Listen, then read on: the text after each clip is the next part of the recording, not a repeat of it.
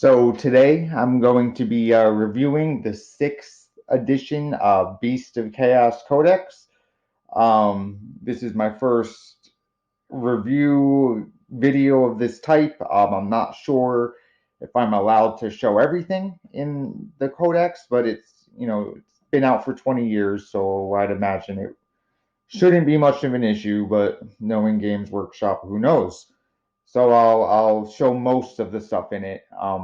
Some of the stuff I'll skip over. But this it's worth noting this was at a time when Chaos got split into three different books. There was Warriors of Chaos, which was like what would be Slaves of Darkness today. Demons of Chaos, which was exactly how it sounds, Demons of Chaos. And then there was the Beast of Chaos, which, you know, whether you think it was a good or a bad thing, they got their own codex and have pretty much been neglected ever since. But this was a good codex. It's one of my favorite. It's the second one I've ever owned, and I think the artwork and the lore still holds up to this day. So let's take a look. Right now, what you're seeing is just the cover art. This same image is all over online. I'm sure you could find it. It's just the basic Beast of I think it's depicting a war gore and system gores and ungores on the front. It's a pretty cool image. It's nice to see it colorized.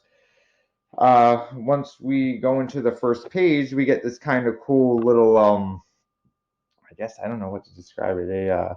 Like a nursery rhyme, and it's supposed to be something that would be like what a child in the Empire would be reading, or what one of their parents would be reading, while warning them about the Beast of Chaos.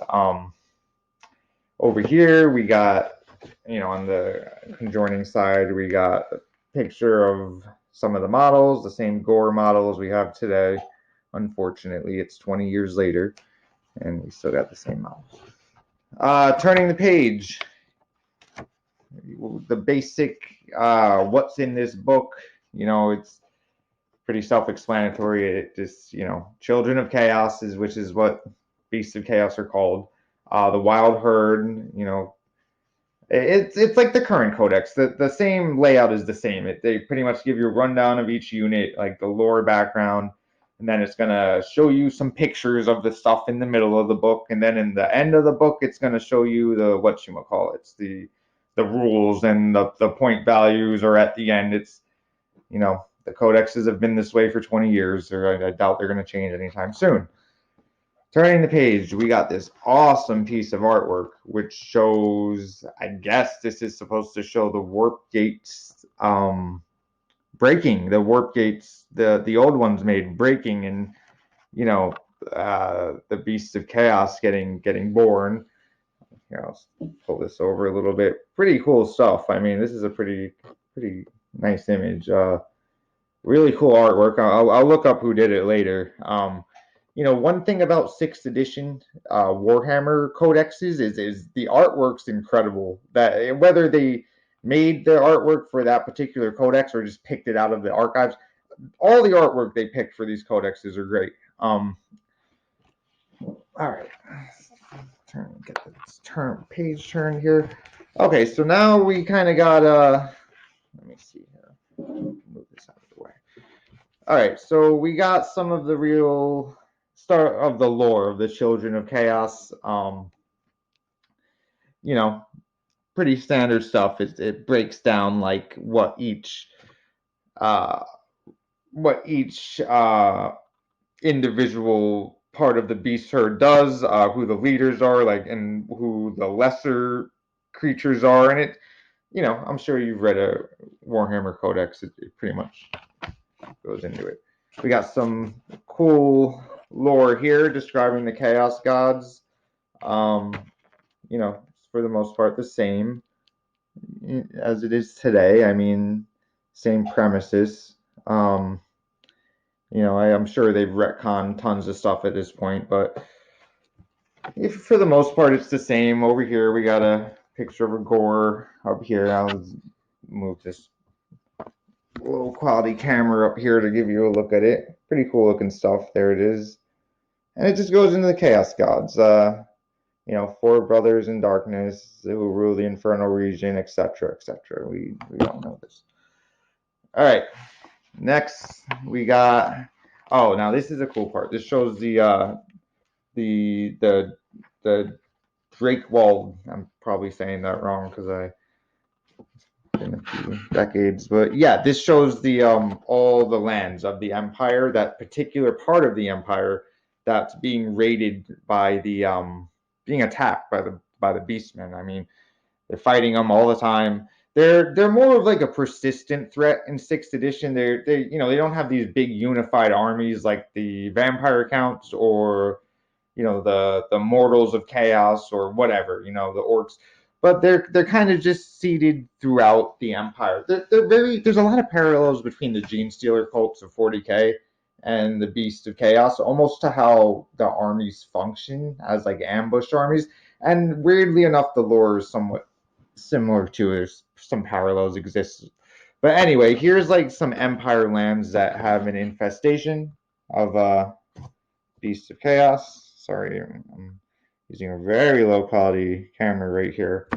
But yeah, I suggest you to buy this book if you can find it on eBay. I don't, people are kind of speculating that this stuff will be worth something someday. It won't be, but if you can find it cheap, I would recommend buying it. Over here, we have a piece of artwork titled "The Challenge." Pretty cool looking stuff here. It looks like a war gore is about to challenge either a beast lord or someone to hand-to-hand combat. I'd assume to see who controls the horde. I see a Bray shaman back there. Yeah, pretty standard artwork. I'm gonna skip a few. Oh, actually, no, I'm not. I lied. Here's a cool one. This artwork's great. This shows a Nurgle Bray shaman in front of a stone, and his story is actually pretty creepy here. Maybe I can, it's like the typical creepy Nurgle type stuff. Yeah, we spread decay and raised the stench high. I fell for Nurgle's honor, so on and so forth, and blah blah blah. Nurgle stuff. All right, moving on. Let's see what we got here, fellas. Over here we got here another great bit of lore. Now this is like this shows the lands of the old world, and like all that black spots is where it's like very chaosy. So you see the land of chill up north is like totally unredeemable at this point. It's just completely chaos. You see like the high elf land in the middle, no chaos. No chaos. Maybe a little. You see, the dark elves over in where I guess like where North America would be. They're fighting chaos all the time, and then you see it in the old empire, the old world. This shows like where the beastmen herds are. Some cool stuff. I mean, it pretty much, it's showing where it is. Now this gets into the absolute nonsense of sixth edition. I'm not going to spend any time here. This is showing pretty much the Beast of Chaos Army was okay. So there was a rule that would let you. It's so much to go into. Play skirmish, which would really Warhammer Fantasy. You use blocks of troops, like it's showing in one of these pictures right here, and pretty much Beast of Chaos. Some units got to not play like this. They got to play like how 40k is played, where the units are not crammed next to each other. They're in these loose, units that can kind of function better. And Beast of Chaos were one of the few armies that really got to do this with a lot of units. And the idea obviously stuck around because 40k pretty much is played just like how skirmish was. And I based that off nothing. I could be completely wrong, to be honest. Here we have some other cool Minotaur artworks. I guess that's showing gores and Minotaurs and whatever. Oh yeah, here's a cool one of a Minotaur. And then we got some lore here, Doom Bulls. Back then, something I noticed was in this edition in particular, you could have units dedicated to the 4 chaos gods, and they got, a lot of them got individual sculpts, a lot of special rules.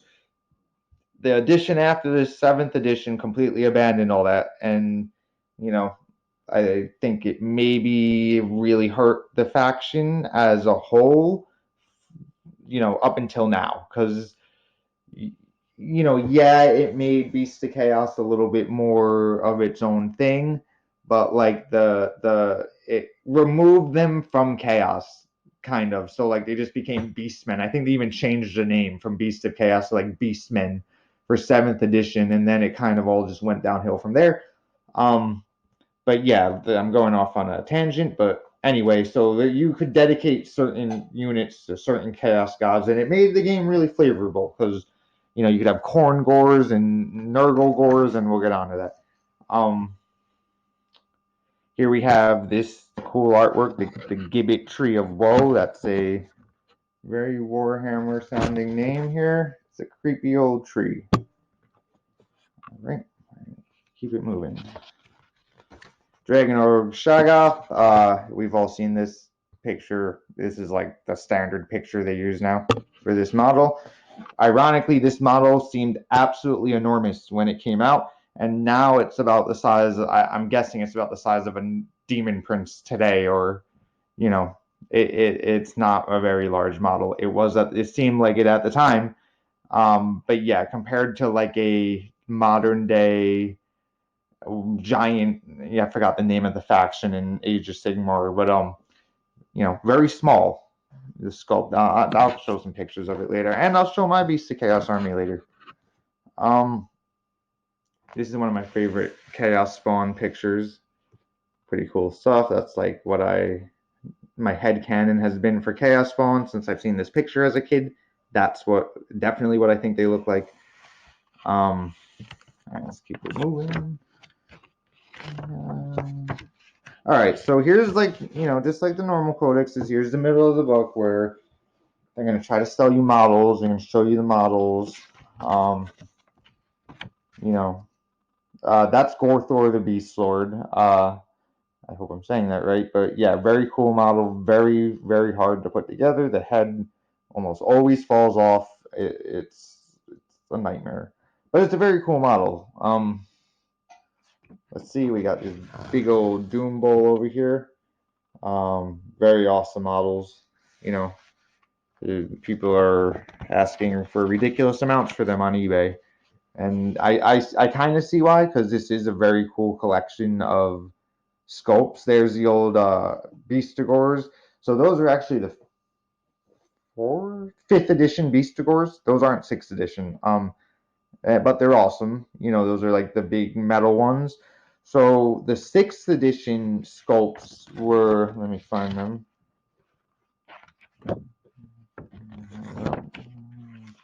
This is the part where they tell you how to painting. So here we go. So these are the 6th edition sculpts. You got the corn sculpts, which are very awesome.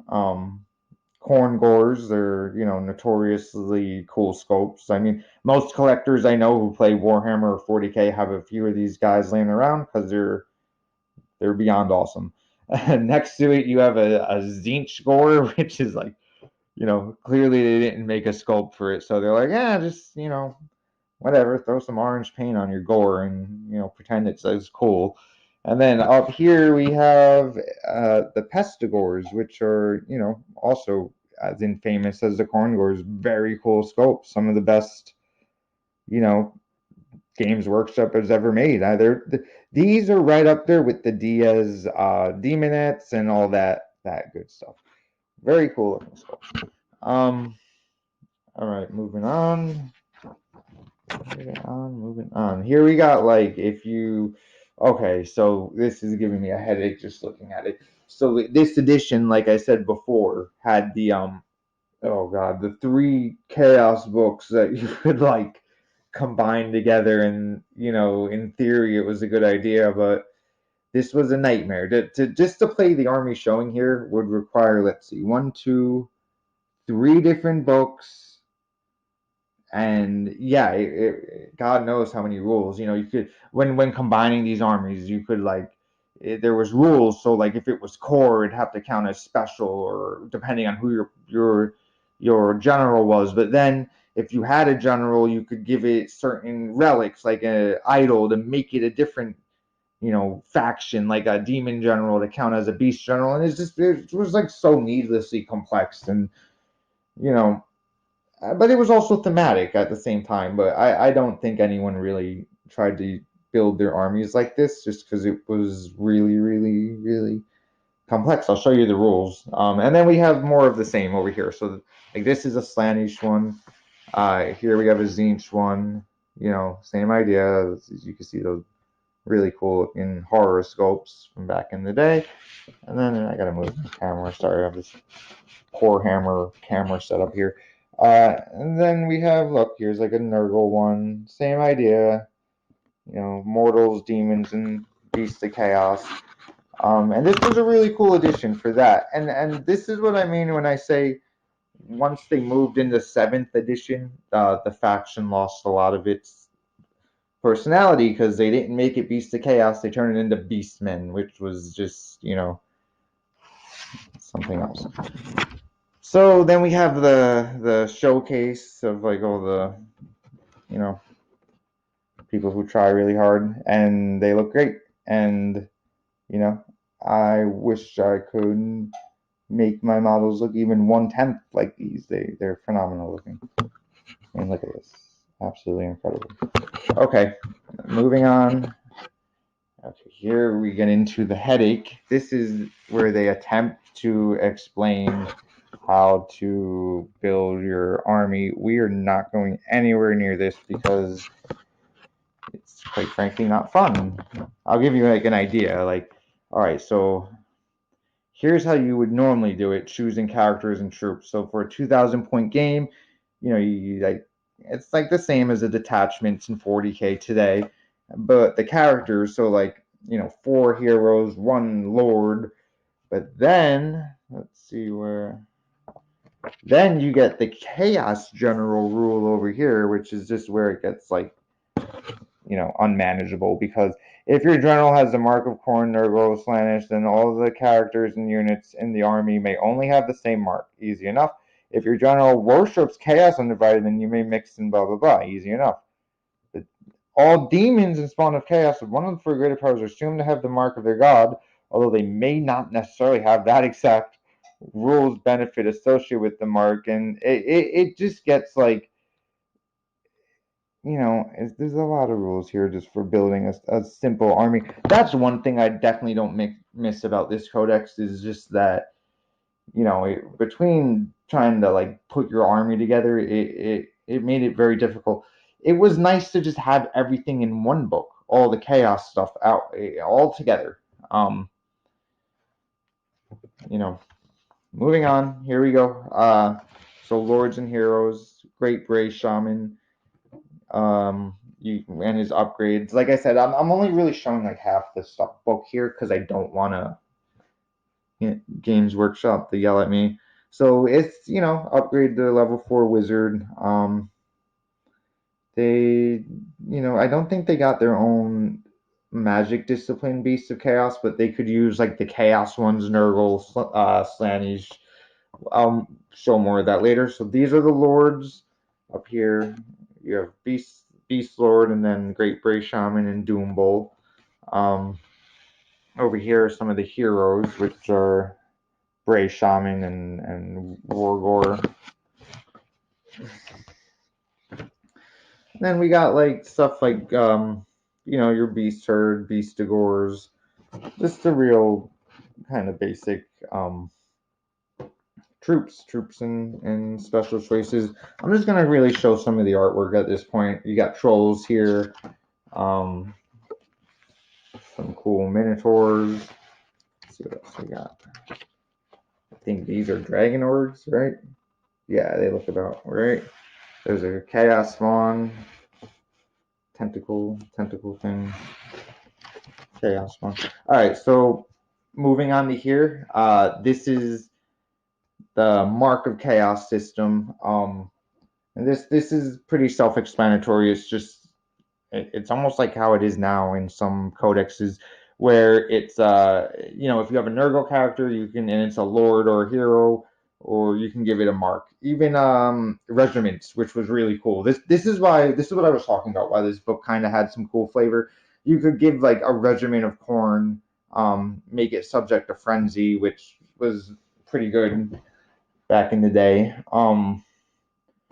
Yeah, self-explanatory. Over here we have a really cool Zinch Beast Lord, third eye opening up, cool looking artwork.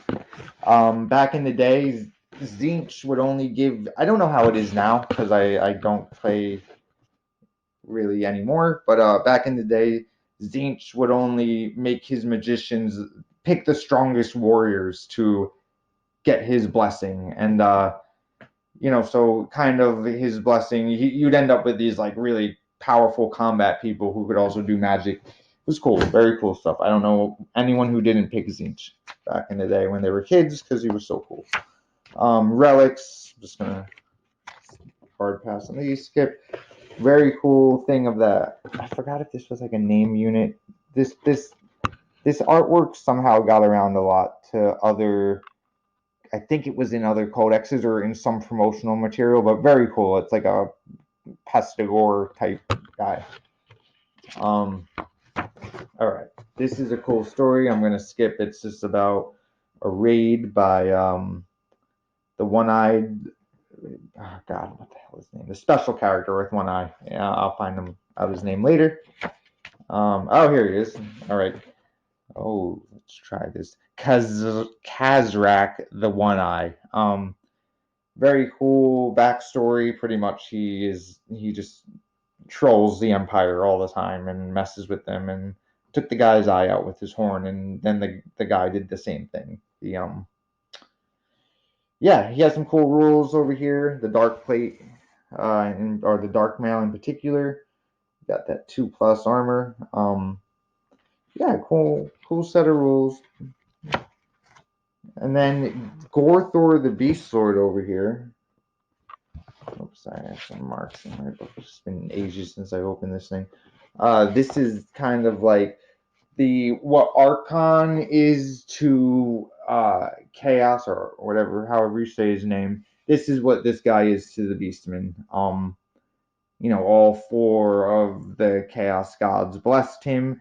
You could just like willy nilly pick Chaos units and whatever. He's just, you can pick anything. You can have demons or whatever. He's just the Chaos Undivided kind of golden boy of Chaos, except he's a goat. Up next, we got, here's the guy, Morgir, Master of Skulls. So this special hero, has a really gruesome backstory about like how his mom mutated, giving birth to him, and the whole town hamlet became animals, and they were like crawling around in the mud, and everyone was freaking out, not knowing what was going on. Cool stuff. Very cool backstory. This guy's, he's kind of like picking him. You can't choose anyone but Beast of Chaos. If you're picking this guy, you got to only do Beast units, and then I think your whole army gets the skirmish rule. I don't, I got to go back and read through the rules. It's been too long. But yeah, this guy was pretty serious. Cool looking artwork. The model is the sculpt I always thought was absolutely horrible looking. Did not do this character justice, in my opinion. It's hard to even tell what you're looking at when you look at the sculpt. But yeah, cool backstory, cool lore.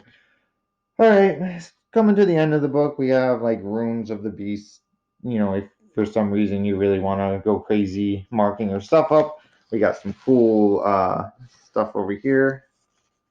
I don't know why there is a match in this book. There's burnt match, but going through these old codexes, you'd be amazed some of the stuff I find in here from decades ago.